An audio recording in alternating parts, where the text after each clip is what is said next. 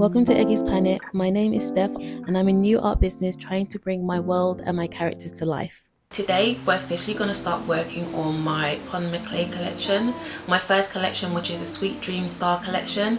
If you haven't watched my previous video, not the Eggys Planet one, the one before that where I'm talking about how much I made in the first 30 days, where I talk about like the concept behind the Sweet Dream Stars, I think I have everything I need, but honestly I'll only know until I start, because I think today and like probably the next week or so is going to be like the experimentation phase. I have an idea of how I want to make it, but I'm going to see how it turns out. It's bright and sunny now, but it's only going to be like bright and sunny for another 2 hours before it's pitch black dark, and it gets dark at like 4 now, so I don't have much, I say eyes if I'm the only one in this world. There's a part of me that wants to have something done and completed for this like video, but we'll see how it goes. I don't want to pressure myself into getting it perfect the first time. I think today we're just going to test out like my pasta maker thing, which honestly I haven't said, but that rolling out and conditioning clay with my hands, I feel like that's when it picks up the most like little bits of dust and things like that. So I'm looking forward to kind of streamlining the process. To be very transparent, I am pretty new to polymer clay. It does take me time to make like one charm. My plan for this whole collection is that I'm going to have some foam charms, which are like the most affordable of the clay collection, and then I'm gonna have some keychain charms, like bigger, medium size, like around the size that you have in my shop if you have a look at my moss charms. And then I'm going to have like desk friends. I'm trying to be realistic. Honestly, in my dreams I'm like making 100. I'm making 100 charms, and I've got like different designs and this and that, and they sell out straight away as soon as I drop them. Let's be realistic, I don't have the audience now, and I really thought as well about the enamel pin set that I was talking about in that video that I mentioned earlier, the how much I made in the first 30 days. And even though it's something I do plan to do and I really want to do, as a financially responsible broke adult I don't have the finances to move into enamel pins right now. I know if I do order them and spend all that money, like I spoke to manufacturers and I got like my quote for like the 4 sets of pins, it's not realistic, guys, not right now. So let me stick with the stickers and things that I can make myself, and like things that are easy to outsource, like, you know, maybe next step will be acrylic charms. My issue right now is that I feel like in order to sell these polymer clay charms and to get patrons and to get like regular shop orders, I need my characters to have substance and mean something. There's so many things about Eggy that I have not been able to like expand upon. Like Eggy as a character, there's Effie, there's Moss, there's Eggy, there's like the bird characters. I feel like that's partially why my charms, for example, haven't sold out. I know they're the most expensive things in my shop, the polymer clay stuff. No disrespect to myself, but like, who's Moss? Nobody knows who Moss is. Even though I think Moss is like the cutest, the best thing since sliced bread, nobody knows my characters well enough yet, because I haven't really been able to expand on my characters, expand on my world. As of right now, Moss is just a cute animal thing. And it's actually really funny. I like when I post Moss and people are like, I really love that cat character, I really love that rabbit character.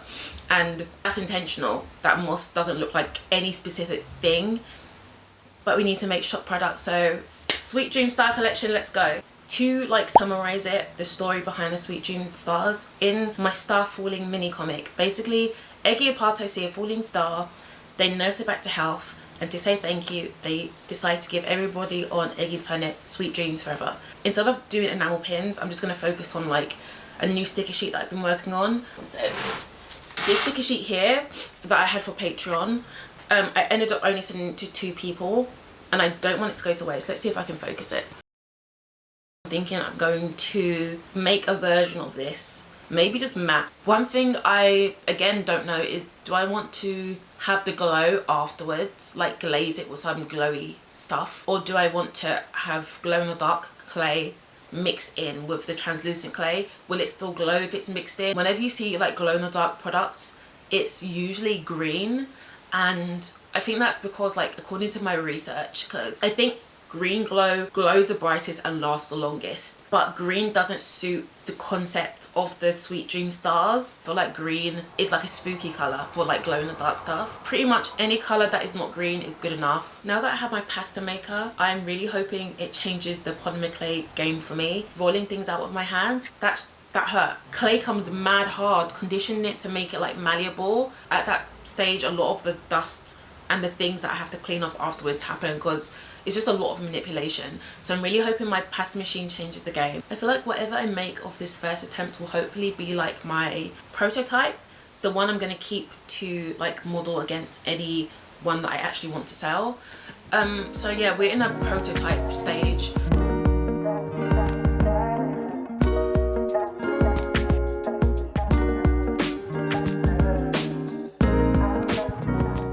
So I figured out the clamp thing. It was my table, which was like basically it's like a metal bar just underneath the wood that made it a bit difficult to clamp it properly.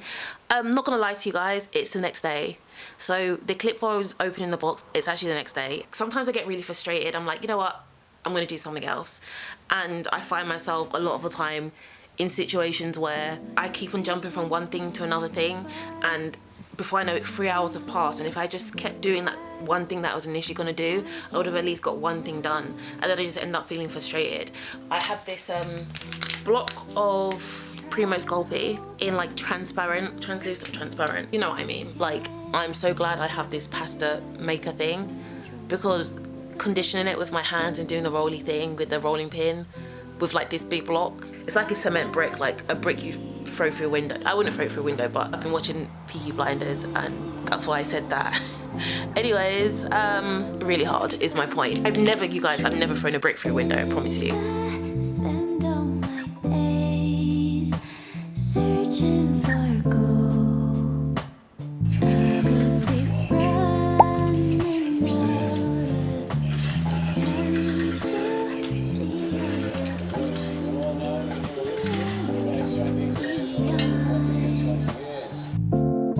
So instead I'll sing this song. Time and time again I'll go back to my reality. Foolish I know. I ended up using like 10 different sorts of clay to make this colour, along with like some chalk pastel. So I'm gonna try and find some clay that is similar to this colour. This is where I'm at so far. Cute, but it could be cuter, and I'm trying to figure out how I want to do that. Try to hold on to the things I can't keep. I think this is really cute. At first I wasn't sure, but once I changed the hands and added like the oversized hands and shoes, yeah, this is it. Again, I'm yet to really clean it, and I don't want to spend ages like getting the perfect shape. I think next time I'm going to try and make it less flat to avoid that sort of... I dropped it. I screamed and yelled. It's not that bad. It got a little bit squished on the side, but it actually kind of looks better. I'm gonna stop fiddling with it before I really actually mash it up. It's a bit dark, but this is what I plan to bake. This is the first prototype. The second one is something that messed up, but I still want to test some resin on it. And then just like some other random stars and hearts, again, just to test out. They're not cleaned. This is not anything I'm gonna sell, so it's okay. It's okay if it doesn't work out.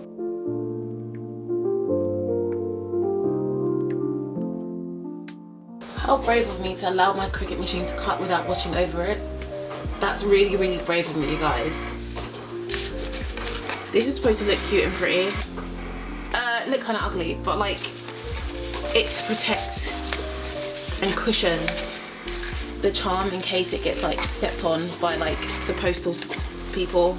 It needs something to like, you know what I mean?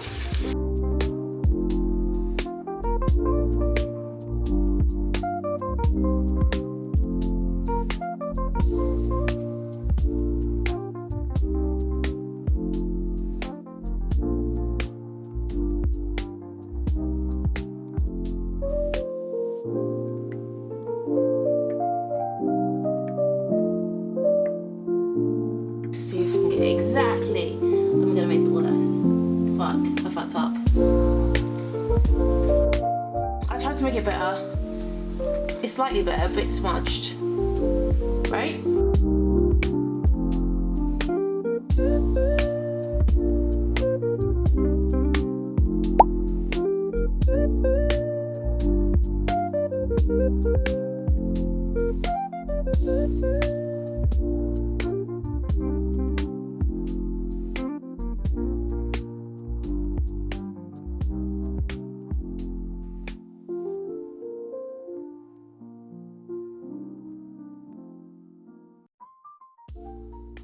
think this is just straight translucent yellow.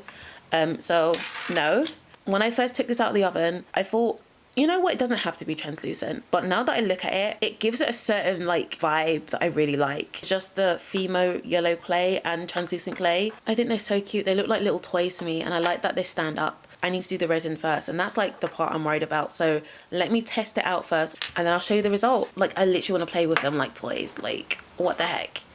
I'm going to test out different colours. I've been searching for all different sorts of colours because green glow doesn't really suit the Sweet Dream stars. This is the cheapest one that I could find, and it's supposed to be okay for like resin, and I haven't dyed yet, so I think it's okay. Gloves, so I'm going to put these on when I'm working with resin. It's really important to be safe. I need to say this because I don't think I mentioned it before. I do use all this stuff when I'm working with resin. Well ventilated room, then I would also recommend that.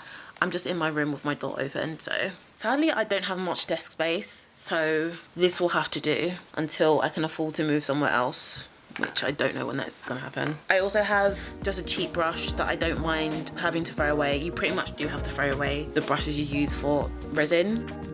This was the first attempt, and I put a single layer of resin. This one was the orangey glow resin. I like the colour and it's fairly consistent, but it did not last long at all. This didn't quite work. This time I went for a blue resin. Everything that glows longer has like slight green tint to it, which is fine as long as it's not like bogey green. Don't want it to feel too spooky. So overall I preferred the blue one, and I just decided to go ahead and use this glow resin on my prototype.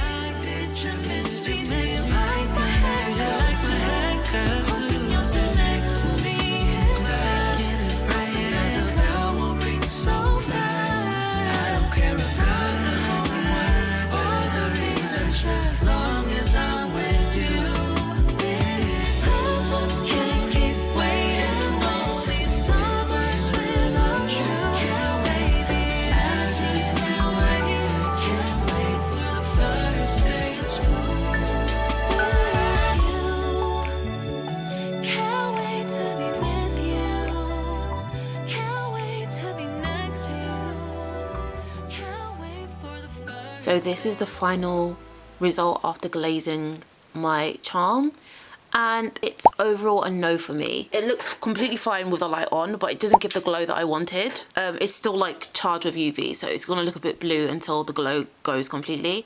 But it's so cute. Like, design wise it's cute. This is why we have experiment. And as I'm doing this, I was like, the first thing I considered was making the clay itself glow. I worried that it wouldn't glow after baking, that the heat would like deactivate the glow or something. Overall, this is really cute, but my thing is I don't like how it looks in the dark. It's not the glow effect that I wanted, and now it brings me back to my original thought that I kind of just dismissed and just went straight to the resin. I will say that I was a bit impatient. The same thing I did before, where I didn't fully cure the resin, but it's slightly tacky. I don't mind too much because, again, just a prototype. But now is the next part of the experiment. I'm not sure if I'm going to do it in this video. I have so much planned for the Sweet Dream Star collection. The final result from my first Sweet Dream Star experiment. She's very beautiful. Oh, this package is sticky. The outside of it. Don't worry, the stickers are fine. And this is actually a clear sticker sheet. So this part around the sticker is clear, so they're transparent. So this is going to be one of the stickers for my Sweet Dream Star collection. This is a prismatic one, and it says Dream Team. It's holding hands. I didn't want this design to go to waste, and so I ordered some matte version, and it is slightly different. I guess my patrons got a special one because the ones they got were holographic.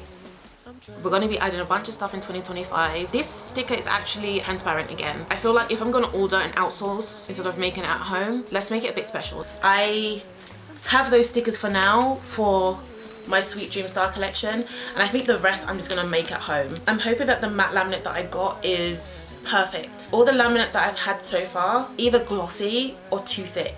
I really would like a decent matte finish where it doesn't leave noticeable fingerprints. Even like sticker at glossy leaves fingerprints, but I don't know, I just don't like the finish of all the laminate that I've used, and that's just a personal preference. That's not to say like the stickers that I have sold are like bad or anything. It's just that I don't like the finish, and it's really hard for me to make with that like really thick laminate. To make those stickers, to cut them, I have to use the poster board setting on my Cricut machine.